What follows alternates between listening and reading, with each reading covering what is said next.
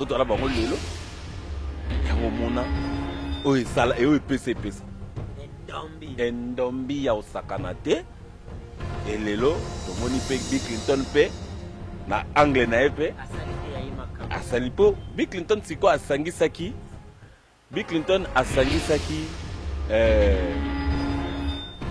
Juna Mombafu Toto Kaloji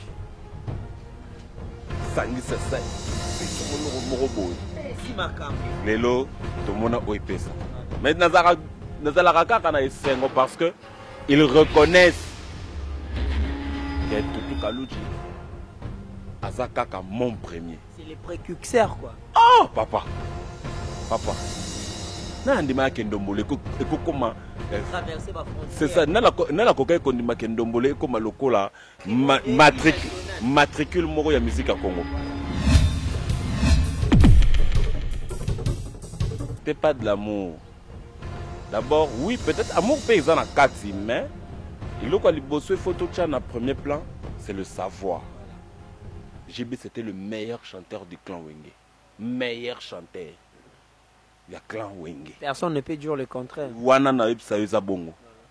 Ce qui a yembité na Wenge, vous sentez que JB a yembité. C'était le meilleur chanteur, il y a clan Wenge. Mais bazaki pe na meilleur chanteur en devenir na kati. Les pads. Nazoya, Toroya Wana. JB, c'était le meilleur chanteur du clan Wenge. Alors, il a fallu la figure emblématique du clan. Ozaki JB Piana. Parce que JB Piana, c'est la figure emblématique. Les JB Piana, l'album Babandene, parce que c'était la figure emblématique. Yé Banda, on appelle ça Makam. C'est lui, la plaque tournante du clan. Merci beaucoup, chers amis, chers abonnés à Emergence One Télévision. Je suis Tariq Ngango, le richissime journaliste Yann Zambé. Je suis tellement content de vous savoir si nombreux. Partout vous êtes dans le monde entier, vous êtes disséminés. Et ça a plaisir à trôner au Koutanaka Air, surtout. Donnons un grand merci à notre Nzambe Waba Télévision, le Lisa Semaine à Sika. Un bon début de semaine à vous tous, Dans le cadre de notre émission Culture à la Île, actualité et musique, actualité et artiste, Nabiso Yamboka. Aujourd'hui, je reçois pour vous Arthur Pouloulou, l'analyste surréaliste. Il est surréaliste, vraiment. Il est côté analyse, toujours carré, toujours kitoko, toujours nandenge ya endombi. Et puis ça makambo. Là, je dis un grand merci à Papi Sapo, chef de ville, mon vieux Papi Sapo. Quand le chef est là, la ville est calme. Et puis bienvenue au Signol, les mannequins de Lyon, d'Akangi, Ronald, Mobimba Mondoi, Mondeko plutôt. Plein de bonnes choses à te. Puis à Tariq et Makassan d'Andoï, Nangamoro depuis Istanbul. On est ensemble, Simido est d'accord avec moi à fond la caméra. Déjà, on appelle ça l'analyste surréaliste Mbote à la personne de Arthur Pouloulou. Bonjour Arthur. Merci Tariq Ngango, journaliste Yanzambe. Merci na téléspectateurs sur Emergence One Télévision. Merci aussi na le caméraman sorcier. Chancelier Midonenga na Bengakaye. L'homme qui m'a dit 19 000 boutons. À la fois, à la seconde. Donc, merci na bureau Nabiso Mobimba. D'abord, il y a Jetet Oizali coordonné par Maman Fanta Fofana. Mura Bafan. Donc, Wana Bafan. Donc, Maman Fanta Fofana. Maman Madiwembo, Maman Lalita la Gabonaise. Naomi la Japonaise. Emmanuel Kalonji la Sagesse. Tous ces bombas, Lissoy, Chada Polecha. Pourquoi pas Bureau Nabiso ya Awa Oizali coordonné par Yemoko DG Blaise Polo. Yapichu Botoko Ibounois. Pourquoi pas, il y a Papi Mbala, Orsino Lumene le visionnaire, merci na Bayavisa Ponda Jire Sezamba, tout ce monde-là, il y a Jet Set, Nanaye Moko Pape Hervé, Mozalisi, il y a Jet Set Mobimba. Donc, merci Tariq Ngango pour ne pas monopoliser la parole. Mituna Yayo Biyano Yangai. Voilà, merci beaucoup Arti Pouloulou, Mituna Yanga, Biyano Yayo, c'est-à-dire mes questions et réponses. Voilà, merci beaucoup Arthur Pouloulou, vraiment. Quand je reçois Arthur Pouloulou, vous comprenez directement que nous allons beaucoup plus parler de Ferrego, le padre Jésus de Niance, l'homme de dynastie, l'homme d'harmonie. Mais aujourd'hui, avant tout, quand on a un sujet les padres, on va parler d'un sujet un peu délicat. Et ça, sujet moi, il y a moi calamé. Moi public, moi histoire. Na intitulé qui est le plus grand vainqueur, il y a Wenge. Pourquoi on a intitulé qui est le plus grand vainqueur, il y a Wenge? Parce que nous avons voulu avoir certaines précisions par rapport à wenge nde bazalaki ensemble, qu'est-ce qui était à la base, il y a dislocation na bango, comment est-ce que bana wenge bandeko évoluer, parce que ici nous sommes à Bandal, espace 110, c'est-à-dire des Kani 50-31, et direction Inga, voilà. Donc, Wenge Penda quoi? Derrière, ici, c'est l'avenue d'Ibambo, ma vena, ba Jibena, ba Wera. C'est-à-dire, tout ça, il y a quatre, il y a centre ici, il y a Wenge Penda et Banda. Donc, c'est-à-dire, quand nous parlons de Wenge, tout le monde a Didier Massela, Alain Makaba, Jiben Piana Wera, Son, Aimé Bouanga, Adolphe Dominguez, Marie-Paul, Bangonyon, Sotouana, Arthur Pouloulou. Ma première question, Wenge, ils ont un impact sur Bandala parce que c'était un orchestre de jeunes babimi dans les néants, babeti pas mutute, babimi balamoko, Wenge, bana Wenge, bon chic, bon genre, c'est-à-dire moi c'est kitoko, kara kitoko, nous soyons bien. Impact ils ont un. D'abord merci pour la parole. Omoni Wenge, ils allaient kaka orchestre, oui, ils allaient qui fondé na Bandal, mais leur bandi ko bima. Et longola qui siko orchestre à Bandal. Et comme qui orchestre ça qui jeune il y a toutes les 24 communes autour de Ranango, la ville province de Kinshasa. Alors la preuve en est Wenge Bimi les babandi premier disque na bango mololo mutasala ka animation zalaka vient sonner. Animateur yemo vient sonner mutasala animation pour bazaki na animateur te. Là baké ko sala baké poto basali kine bouger. Bah yoko soit animateur ezaki nani mwana kitambo vient na biso Roberto Kokota. Robert Kokota. Il est dans la Suisse, comment résident en Suisse. Oui, Roberto Kokota. Ozomona. Mais impact sur le plan impact, Wenge, je vous dis la vérité jusqu'à preuve du contraire, ils ont un orchestre mon côté dans la ville province à Kinshasa, moi je te dis la vérité Tariq. Et Sali, Oyo Wenge Sali. Non, non, non, non, non, non, non, non, non. Ata ba quartier latin ba viva. Je te dis, il n'y a aucun orchestre, il n'y a aucun orchestre dans la ville à Kinshasa. Et Sali ba impact wana Wenge échanger ba donne et belé sur le plan musical. Mais de fois il travaille image il y a bana Wenge qui Wenge et sangisi donc makambo est belé en un instant. Échanger musique. Tala et puis la musique autre chose c'est la lelo. Bah son à kitoko, bah qualité à son à kitoko. Wenge déjà à l'époque à Salakango déjà. Wenge. Parce que bazaki déjà na mutumoko na monde musical azala ki lokola un génie. Parlons d'Alain Makaba parce que c'était lui le mentor. Il y a Wenge. Sur le plan artistique. Yeah. Et sur le plan chant. Parce que Jibem Piana, c'était la plaque tournante. Voilà, parce qu'il a chanté presque dans toutes les chansons. Toutes les chansons, jusqu'à preuve du contraire, toujours qu'il y a une dislocation à Wenge, c'était le seul A on a quatre à Wenge, c'est la disque. Il y a yé. Donc c'est ça, donc oui. On arrivera là. Donc, Wenge, impact nango, d'abord c'était de la bonne musique, qui a instauré. Un style aussi. Vous comprenez, Wenge, il y a qu'un style. Wenge pesi makambu oyo lelo la preuve en est aux homona. Jusqu'à preuve du contraire, Wenge quand tu continuer comme ça nini ko bien sarabana. C'est ça donc impact nango déjà yango nezolanda ti lelo. Voilà, merci beaucoup Arthur. Wenge tango yi écouta ki mo ba orchestre belé na marche na terrain, quartier latin, Viva, Victor et Leison. Bango penda idole na bango ezaka banani ba mbwataka les pas vraiment beaucoup plus ya banani mingi cartel et pardon Wenge musique à maison mère Wenge musique à BCBG 4x4 bolimbi sanga parce que moi maison mère bazaki na deux idoles Werason c'était King Kester Jibem Piana Papa Wemba donc ba tambola ki na deux orchestres wana centre nango vraiment zaki viva mais Kester pardon Werason sa façon de faire sa façon zaki moi trop Kester Jibem Piana sa façon de chanter bon au moins loin Bakasai. Donc, bon, là c'est juste pour amuser la galerie. Oui, au moins, au soulever le remoko très capital, et tini on appelle l'anda qui peut quelque part.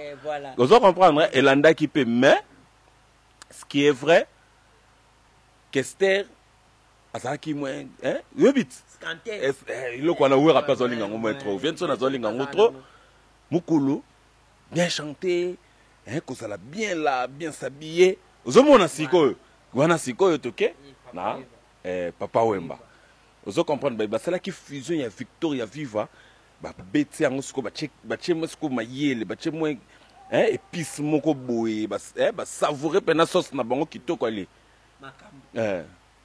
tomboli siko eloko yango siko pesi o epesa. Alors on peut retenir Kester et puis papa Wemba bazaki on est modèle. Ouais. Voilà, merci beaucoup Arthur Pouloulou. Toujours dans le cadre de l'émission parce que c'est une émission où ils ont moins historique hein. Et zong somo ba ici parce que ba tu belé lelo pendant na osenga chancelier mi de lelo vraiment na osenga yo bozala un peu patient lelo parce que toko beta penza masolo oyo mukile zanga koyoka lelo émergence one télévision nulle part ailleurs vraiment cadeau à notre opération en cas d'émergence voilà Wenge bakuti ba orchestre on a tout ils se sont imposés par réaction ya ba viwani za randeni parce que lelo ko mape bo mona ba jeune mo ba bimi bo chil bango 12 bo fina ba blo mo bongo est-ce que c'est rana pe zalaka bon au moins 12 quand on parle de 12 oui nayebi ko papa nga nazamona kati nayebi nde ikendaka oyebi la tozoloba 12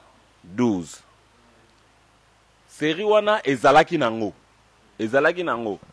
mais ndenge komeli lelo te ya lelo pene koma ekota pena na king donc ya lelo pene ekota pena na Al-Qaïda na kati donc ki Daesh pena na elobi la ta gouve ba même pena ki Daesh ya bata Syrie pena donc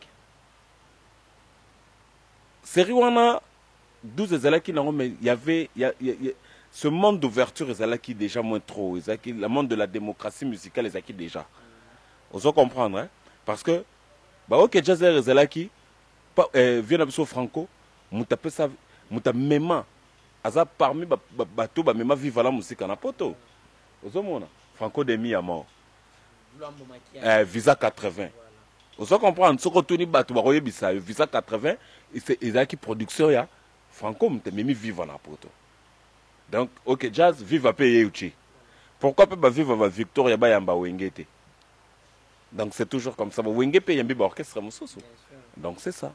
Voilà, merci beaucoup. Je dis également grand merci et bienvenue au Rossignol, le mannequin de Lyon, Mutakangi Ronald pour Mobimba. Arthur Pouloulou, Wenge et Bimisi ba disque. Il y a pas succès, mais il y a également un disque où il pataki bateau. C'était Pentagone. À l'époque, je me rappelle surtout à Bamiki, bon année sur Balal va se mettre au pantola Pentagone, tu es au latate. Non, 6 soins. Ouais. Non, 6 soins Pentagone. Naza sona fa na ka disque wana na ka malili na nzoto parce que niveau ya travail salama na disque wana Pentagone je te dis mon frère non oyebi ya ezala mutu moko bo na kata wenge ngana na ndavi une fois papa chéri azolo balobi c'est que je suis aujourd'hui artistiquement parlant c'est Alain Makaba. Alors, on a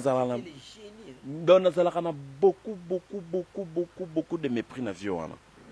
Vous comprenez, beaucoup de respect parce qu'il a beaucoup fait la 4 orchestres. Pour la jeune génération. Je te dis, Lélo. On va baptiser en 4e génération. Oui, je te dis, Vioana, coup de chapeau.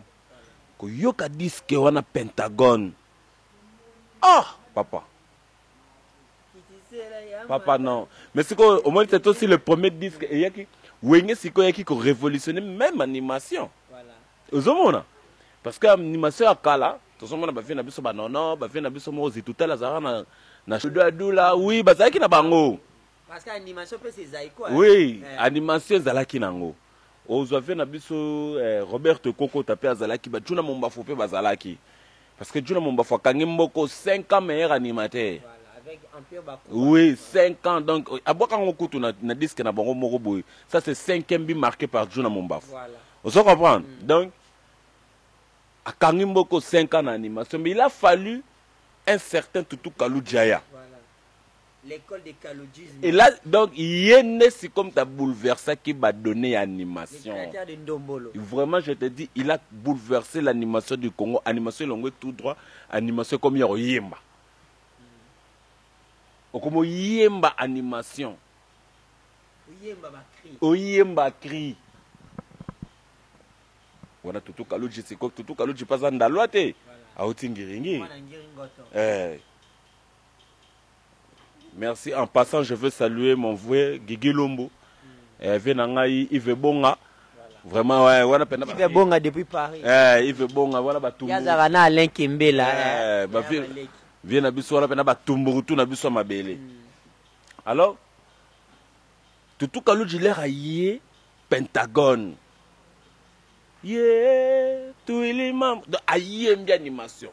Et là, vous allez la musique à Congo. Il chante ça. À chanter animation. À ça l'école.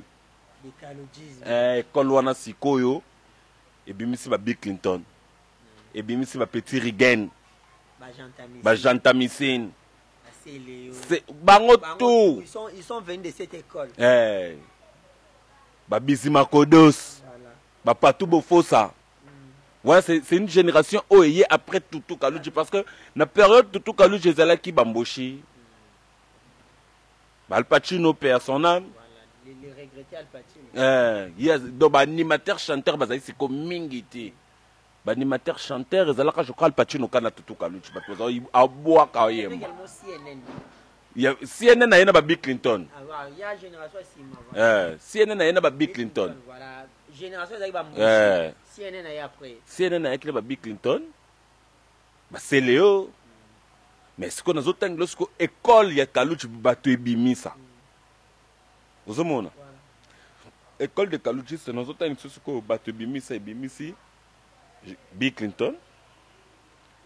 Jantamisine, Petit Rigen. Type morazo boaka epa ya shora mbemba latantangu. Bato ebele ba ebi esouté. Azali azana poto. Azana poto. Maye bongo ni vino. Mandundu talanga bani. La tansango. Donc na yipso émergence les lobo pesa ngamo tanto loba. Et ça la maman Fanta Fofana plaisir ya trop. Les loba toko ya sikoti les lo. Toko elango les. Voilà. Na yipsao bala tansango. Parce que la tansango l'air a bimi pe. Ça qui m'a comme on a vu. Mais je te dis. Pour choisir même ma paix. Série wana na bosse ni combat orchestre. Mais choisir même ma qui paix. Espace. Oui, qui binda ko à l'époque. Ça va. Comme kate papa. Et na kolala wa pied. Qui binda. C'est comme on se bat bina. Ba chaka mulangi moko na poche. Vous comprenez? Après dislocation, il y a qui binda, des musiciens, il y a des chanteurs, des danseurs qui binda. Photo le bara bien. Basé belé, papa, c'est qu'on a boit quand on a mis. Bien. Il y a qu'est-ce que c'est ça? Les musiciens, il y a des danseurs qui binda, il y a scellé. C'est les qui binda. Mais je te dis, non? Il y a des chanteurs, des danseurs. Abina. C'est comme ma semaine, il y a télémi. Il y a des danseuses.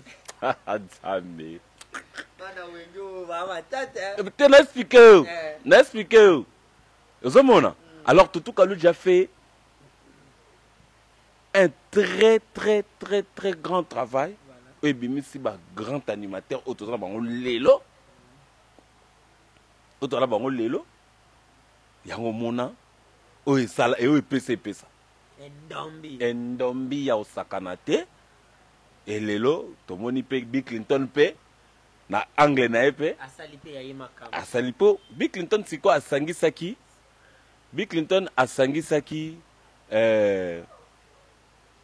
Juna Mumbafu Tutu Kalodji sangisa sa pesa ngolo moko boy si makambo lelo to mona oipesa mais nazala kaka na esengo parce que ils reconnaissent que Tutu Kalodji Azakaka, mon premier. C'est les précurseurs, quoi. Oh, papa. Nandima Kendombole, comment traverser ma frontière. C'est ça. Nala kokai kondima kendombole comme lokola matricule moro ya musique à Congo. Voilà. Parce que tous les orchestres va yimbango. C'est ça. Ndombolo. Voilà, merci beaucoup Arthur Pouloulou. To bomba pi moment mususu ebika aux émissions 1, émission DPS, il y a le plus grand vainqueur à Wenge et Koya parce que tu ça l'émission Oyo Bandeko émergence. Tu ça l'émission par saison. Voilà. Dans le autre bandi saison 1. Tout à l'heure peut-être na fait en semaine Oyo. Tu beta bino sous moins saison 2. Voilà. Et puis 3e saison 2 Waneza Dega. Aïe, voilà, bah, émergence, nos abonnés à émergence One Télévision, c'est simple. Abonner, cliquez que ça va rouge, voilà. Ne passe pas comment s'abonner. Au cliquer, au sous la cloche de notification. Cloche wana, pour les réseaux, émission au quota, au yébi déjà. Émission quota qui. Voilà, c'est ça, c'est ça. Achou Pouloulou. Pentagone, il est qui? Mais il paraît qu'avant fait de l'amour. Ils ont un album où ils sont à Katika, tu vois, mais cet album n'a pas vu les jours. Plein fait. Il paraît que non, les célèbres Saddam à l'époque, il paraît que boire va dédicace bien que à Kanga va céder surtout à Tumba. Tu éviter ta solo solo non, papa au Kanga va céder nyoso. Et le disque Salami na poto au Kanga va céder nyoso. À l'époque il était là à Maréchal, Saddam. Il y avait un malentendu entre le groupe et la maison production. Ah ouais, c'est la vraie histoire, c'est ça. Il y avait un malentendu. Ils ont quitté que non, Congolo Mobutu a kangé basé Kotumba non. Il y a eu un malentendu. Oui, trop. Moi, mon père me disait toujours, Arthur, tu sais, dans la vie, il faut avoir le temps de te documenter. Voilà, on se documente toujours parce que c'est ça. Il faut avoir le temps de te documenter parce que la vie nous réserve plein de choses. Lelo, merci pour YouTube et ya. YouTube et ya, na Google et ya, et Bombela Biso, c'est ça. C'est ça, donc, loko nyosoko lokorozo. Et loko nyosoko loka okozwa. Donc, c'est ça, donc, plein feu, André, il y a eu un malentendu entre le groupe et la maison de production. Il y a un moment où Ravita Show, Pentagone. Et puis Pentagone fait de l'amour et Koya. Voilà, Fait de l'amour, c'est l'album Oyo et ça qui est. Ils ont un disque d'or. Après l'album et les groupes s'est disloqué. Ma question Oyo Tungsanga Nabi, en faisant Fait de l'amour, bah il été que et créer ma cambo et ma groupe na dislocation. Pour aller batike ga idée na jiba banda bah il ne ozo bandi so simbi j'ai beba. Bah raisonna qui en parce soit parce qu'il y a un amour ya il sanga to. C'était pas de l'amour. D'abord, oui, peut-être amour paysan à 4, mais il y a les photo na premier plan, c'est le savoir. Voilà. JB, c'était le meilleur chanteur du clan Wenge. Meilleur chanteur. Il y a clan Wenge. Personne ne peut dire le contraire. Wana na ip sa bongo. Ce qui a yembité na Wenge, vous sentez que JB a yembité. C'était le meilleur chanteur, il y a clan Wenge. Mais bazaki pe na meilleur chanteur en devenir na kati. Les pattes. Nazoya Toya Wana. JB c'était le meilleur chanteur du clan Wenge.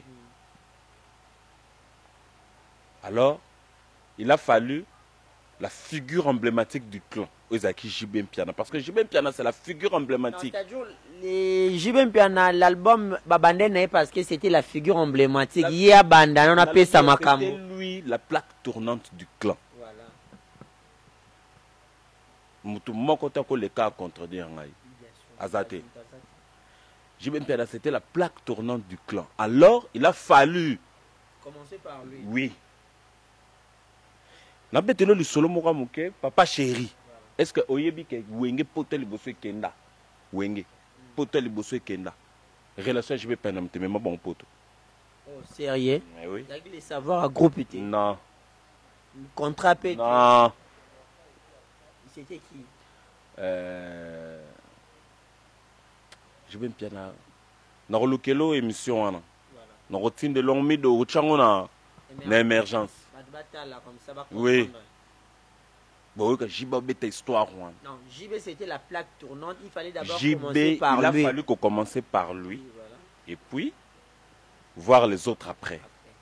Après, épée ça ou épée ça. Épée ça, parce que Feu de l'amour, c'était un album à succès. Hein. Grave. JB s'est donné à fond dans le disque. Et il y a un qui va résultat, il a fallu toujours être à la positive. Il s'est donné à fond. Merci beaucoup Arthur Poulou. Le lobena pour une histoire à Wenge. Tu tiens au point barre. Batika na posa, hein? Batika na posa deuxième saison Goya. Et Goya va comprendre bien que non, toi na kati émergence sur en télévision, faut pas la rabiso. Mais tu peux dire un dernier mot par rapport à Wenge avant de clôturer. Un dernier mot pour na Wenge. Par rapport à dislocation. Dislocation, ça l'a passé. Voilà ma question. Bino bana bandal. Quand Wenge Kabwani. Parce qu'il y a eu des histoires qui se sont rencontrées de part et d'autre. Et non, Badagi na Paris, concert, va Opel, Papa Mbakria, tension déjà. Bien, tu as créé moi mes ententes entre les artistes déjà. Non, après, ma question c'est-à-dire, vous vivez à dislocation, comment il paraît que vous kabola bakana bande vraiment bunda. Papa, batu bakufa, yezo bakutu ko bunda. Batu bakufa. Ya ba mbeli penda. Papa, ya bitumba. Batu bakufa. Dislocation Wenge. Hein? Monika Prince ayinga o. Jibazaki na pharmacie mona nga mwana MCT. Non, izaki pharmacie ayi. Voilà. Siko biso siko bafana BCBG rencontre na biso ezalaka. Ya ba Mike Longange, Malako, Yankolo, bango siko bana Tchétchénie. Babundisa biso mabe. Babundisa biso mabe na le Bandal Bomoko, Bandal a besoin de toi, Joli Koussala. Vraiment merci. Na onyo sozo continuer Koussala pour na bana Bandal un jeune mais ozo forger pour Bandal les alakaka oezali. Merci à toi Joli Koussala, merci na Christopher Koussou. Na monimba moko pe wana le président Chinga et Joli Koussala aussi et puis na moni président Chinga et Hervé Yé qui donc bango wana donc mais 10 toke na rawana siko na MCT ko sanga na rawana ngasiko période wana tolongo bandal to komi na ngiringi mais siko okomi obligé ya ko yaka kaka ba oyaka oyiba kaka mona musicien ba misala bino ba oleka inga ba uti wana siko BCBG uti mikili Wenge Sosimat ko bana na mutambo ndati na président ba yena ba Mercedes. Oh, mais là, ça va être on va continuer ça la prochaine, quoi. Voilà, merci, on va continuer ça la prochaine. C'était un grand plaisir, Nene Sabino. Kouzana Bato, Bazana Bamitou, Bato Bana Histoire. Et on joue Panabara, respectons les gars qui ont vécu. Respectons vraiment Bato Bana Histoire. Là, je dis un grand merci, Nabino. Nous, surtout, vous avez partout dans le monde, vous mettez ça dans Hollande, vraiment. Et ça leur a plaisir. Il y a trop de temps, vous avez TV, Bota, Labiso. Tariq Makassanda depuis Istanbul, Betty qui a là depuis Paris, Mat Bakaki, les super mecs de Paris, Aristote Ekolo, mon ami, merci beaucoup, Yosa Amotema, hein? Plein de bonnes choses à vous, bienvenue au Signal, le mannequin de Lyon, Yosa Ngakuti, Yosa Amotema, Papi Sapo, chef de ville, Maman Fanta Fofana, Maman Zalara. Arthur, maintenant tu continues à dossier à faire rigoler les padres, parce que ta figure, ton nom, les padres. Les padres, Dynastie arrive bientôt. Les padres Dynastie Harmonie arrive. Les padres en balade dans plein boulevard du 30 juin avec son ami Babin Dombe. Balobi, Toyeko Boma Moutouté. Na comprenez ma parole en Benatin. Toyeko Boma Moutouté. Toyeko Boma pe musique. Mais toujours ça la pour musique et vivre. Dynastie toujours en avant. C'est pas moi qui l'a dit, c'est Babin Dombe. Ferrelo Galobaki Kaka Wenge ne tombera. Et la preuve en est, elle est là. Wenge ne tombera jamais. Batu Balobaki Jideta Goyate. Ya Jackie Aye. Babin Dombe. Yewana. Adjani. Donc, faut que tu vas salande. Séance photo pour na ya Adjani. C'est scellé. Donc, c'est ça. Ah, obligé, papa. Obligé. Voilà, il fait rigoler. C'est déjà. Déjà, l'artiste Aza déjà dans Zanzibar, hein, je crois déjà vous êtes au courant, oui, Aza déjà dans Zanzibar, pour quelques tournages à clip, il y a Harmonie, pardon, et de Zanzibar à Okende, Dubaï. Oui, Dubaï, parce que kuna tosa la sauce quelques clips, il y a Dynastie. Mais il y a un Tariq.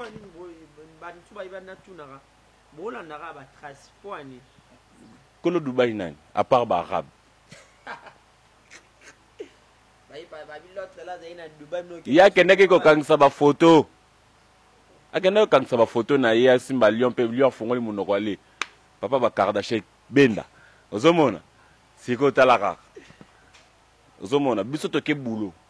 Bisoto ke tournage à clip. Notre question c'était par rapport à pourquoi le choix des Zanzibar. Bah tout ni ba question trop parce que Zanzibar c'est d'abord une ville historique par rapport à bah tout ni ba question pourquoi Zanzibar. Il y a une chanson qui parle de ça. Na Quatre Harmonie. Oui. Il y a une chanson qui parle de ça. Et en plus, Zanzibar a été choisi par rapport, parce que le Zanzibar, c'est une ville historique sur le plan africain et sur le plan mondial. Tu vois, donc tous les Noirs qui ont été vendus à cette époque-là, à ce temps-là, bah, ça a été passé par Zanzibar. Donc, Zanzibar, bah, tu vois, on a un sens historique. Quoi. Mais, et que ça, la mapenza, même à ta la télévision, il y a Sénégalais, Mouraïmba, Africa. À ça, là, on a Zanzibar. Même King Kester est mené à cigarette. Zanzibar. D'ailleurs, les musiciens ont été enchaînés dans le clip Wana. Dans Zanzibar. Mais Bakacho, ils ont un siècle. Bakacho, mon a Wana. Et Betty, il y a 100 ans. Donc, faire rigoler pas Koyouana. À ça, la boulot naïe. Après de là, Dubaï. Mais ce que na Dubaï, ils ont clip. Il y a Dynastie. C'est que Zoé Banaté. Ils ont clip, il y a Nani. Nayo, Nanga. Tu évites peut-être faire un DG pour le place à Fandi. Parce que c'est lui. Hein? Et donc, il y a Moana. Voilà, merci beaucoup Arthur pour le programme en mouvement. Il n'est pas dans le déplacement. Est-ce que mon mouvement, ils ont continué toujours qu'on répète? Obligé, j'ai dit mardi dans une de trois. D'ici là encore, mon message d'ici là encore, tout ça, la concert à matinée sous. Concert, mais. Tout ça, sur la concert à matinée d'ici là. Donc, vraiment vivre ça, ouais, donc, d'ici là, tout ça, la concert à matinée, je crois. Mais, tout le bilan, vous avez au courant, vous êtes obligé à parler. Donc, vous allez déjà au courant. Toujours bête sous moi matinée morobo d'ici là parce que babé bandi au millionnaire au biso to sala qui recette au to sala qui boy biso ndeto fungola nzela biso moni jet set to yaka susu ko pesa elengité to yaka susu ko sa batute au boy bité que orchestre beleza la batalo kuta ba vrai mito batalo kuta bakosa bato ba dollar nzoka nde iya ba makuta elia marate ba makuta bakosa bato Tariq Ngang journaliste nzambe bakosa bato mais biso siko awa tolo bana bango vérité. Il nous a fallu 17 ans pour te démystifier makambo to pindola makambo banaka bozawa beti bana ko finga les padres 17 ans c'est beaucoup moi n'a pas collé omoni la vérité c'est quelque chose oyakanango doucement a pas de tortue le binonga tayo moko po ale kane wenzete c'est comme c'est lekete mbango lequel qui wenze les padres koba bu atelemina wenza koti fona kota. Voilà, merci beaucoup Arthur Pouloulou. C'est un grand plaisir pour moi, Tariq Ngango, journaliste en Zambie. Il y a qu'à recevoir un kati ya plateau émergence en télévision. To komi na souka quelques salutations, quelques mots mon na lobakité et puis on se sépare. Non, déjà presque tout a été dit. Mais histoire même sur Wenge, aujourd'hui c'était une première partie. L'autre lundi.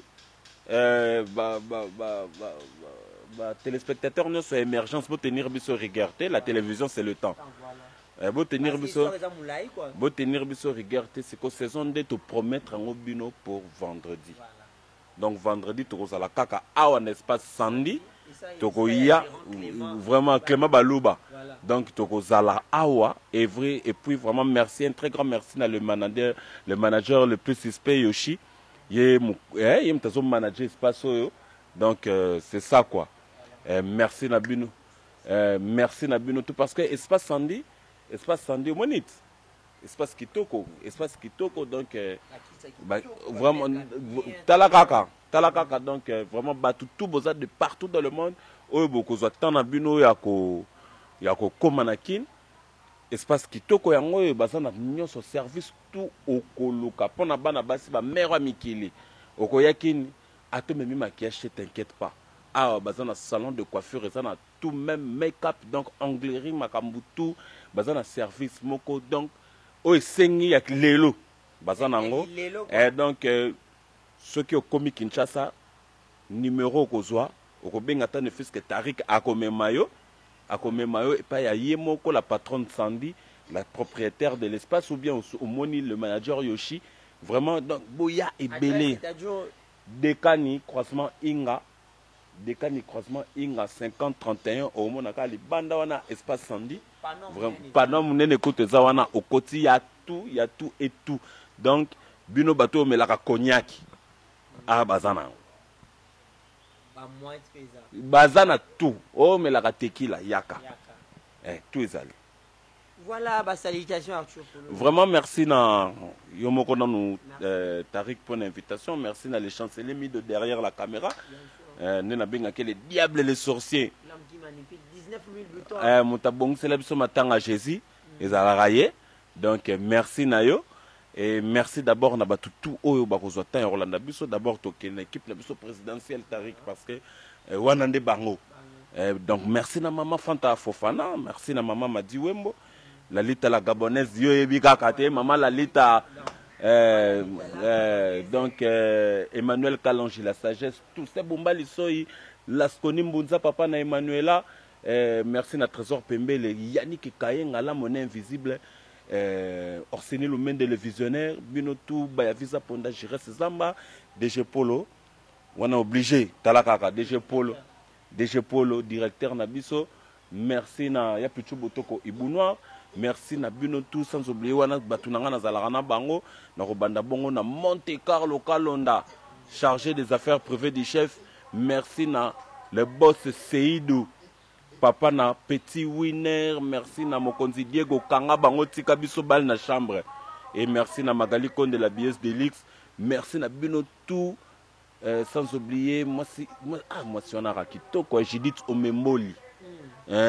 Judith Omemboli wala pena tema ya Judith Omemboli pena ya yo yangwana merci na bino tout donc ba sœur nanga na linga mingi Sandrine Fernande Pouloulou ya bino yangwana merci encore na l'architecte compétent de ma nation Yagi Mumbata merci na ya Popol Mola boza tellement ébélé pour ne citer que c'est là vraiment numéro à contact est plus 243 97 89 36 124 donc plus 243 97 89 36 124 donc il y a bino yango wana joli kusala Bandal Bomoko Christopher Koussou Hervé Iyeki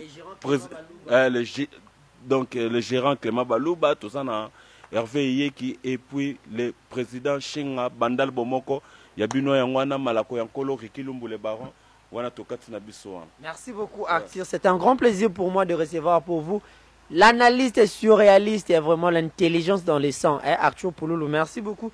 Là, je dis également un grand merci à tous les abonnés de Emergence One Télévision.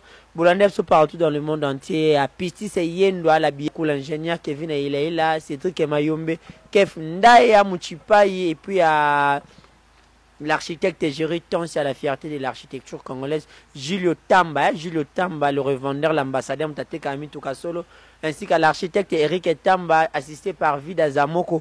Plein de bonnes choses à vous mis qui était derrière la caméra. Si tu n'es pas encore abonné sur notre chaîne, allez sur YouTube, tapez Emergence One Télévision, cliquez sur la cloche de notification. Vous êtes directement abonné et vous allez manquer aucune notification, aucune information. Vous serez informé en temps réel. Emergence One Télévision, c'est la chaîne qui vous fait rêver. Merci beaucoup.